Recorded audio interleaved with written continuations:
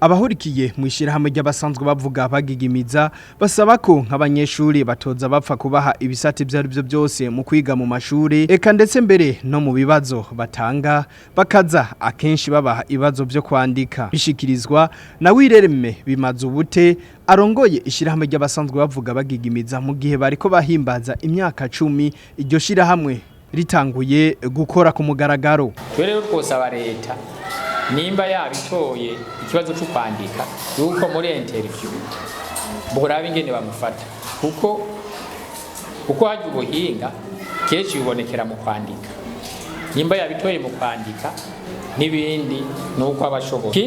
Ikindi tutokwibagira gusaba leta nuko yo duha amabursi y'abahinga boza kwiga hanze ibijanye n'inyifato y'abagenda n'umuga bwo kubigimiza. Nkuko yama yarungitse abandi kwiga hanze ugasanga bagiye gukurikirana inyigisho. Twosaba abavyeyi nuko bajya mu kibano umwana agigimiza bogerageza kumwitaho kuko vyose indero iva kuziko.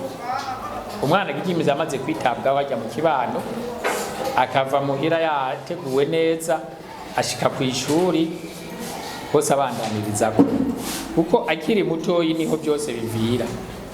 Ndiho kubwayo Jean Bosco umuhinga mu by'inyifato aratuyagira ibimenyetso by'umuntu usanga afise ico kibazo cyo kugigimiza n'igituma agigimiza. Urashobora kubona mu maso ariko aravuga ukabona ko umego yananiwe bose byamunaniye gusohora ijwi.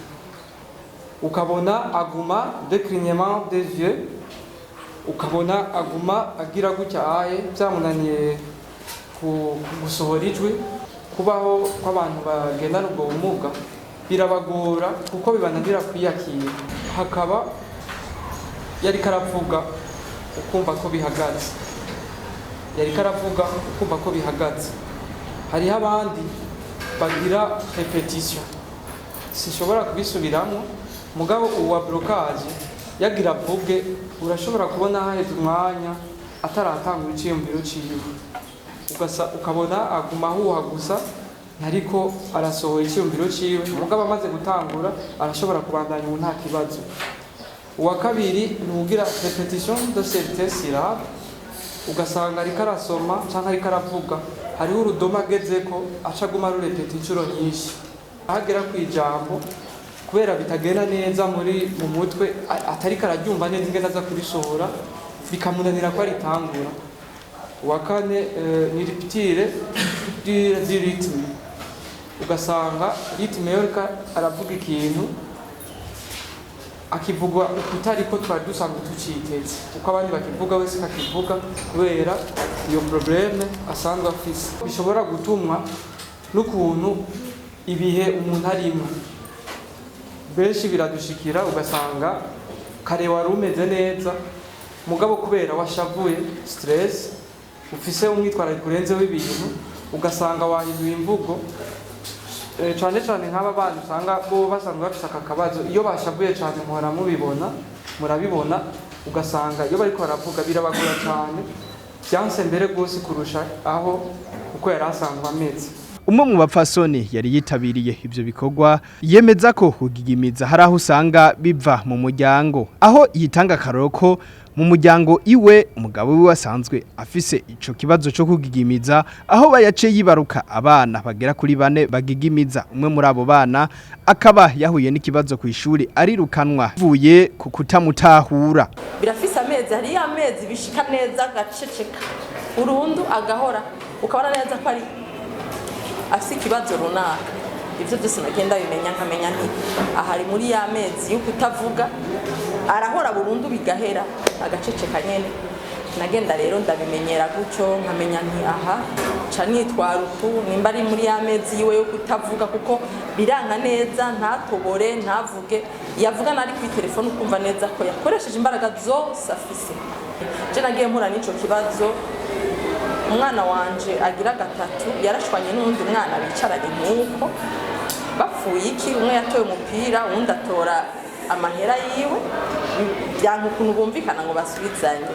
Umwigisha aratinda aramenya ko kumva baraderanje bari mu ishuri bariko baravuga aravuga ati ingo hano muri babiri baraza imbere wa undi azi kuvuga neza ari kuwi wanje atazi kuvuga neza arisigura biranga ko bamwumva baramusohora hanze agira ishavu bagiye babona yinjira atora ishakoshi yiwe ku ishuri arataha ayisiga muhira acatora imbugita aca arasubira ku ishuri ashitse aza atumbereye nyene urana neza ntiyavuga gusa barabonye ko azanye ikintu bakamara kumusopa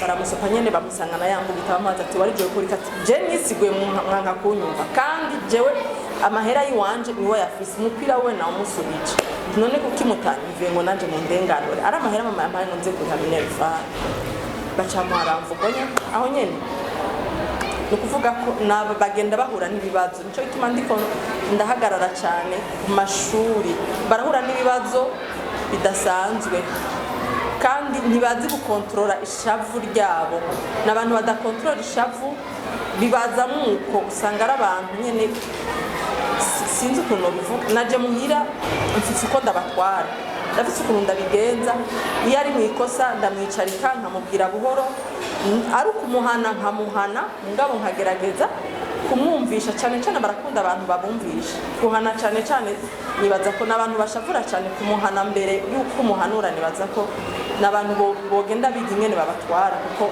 baratandukanye n'abandi bana.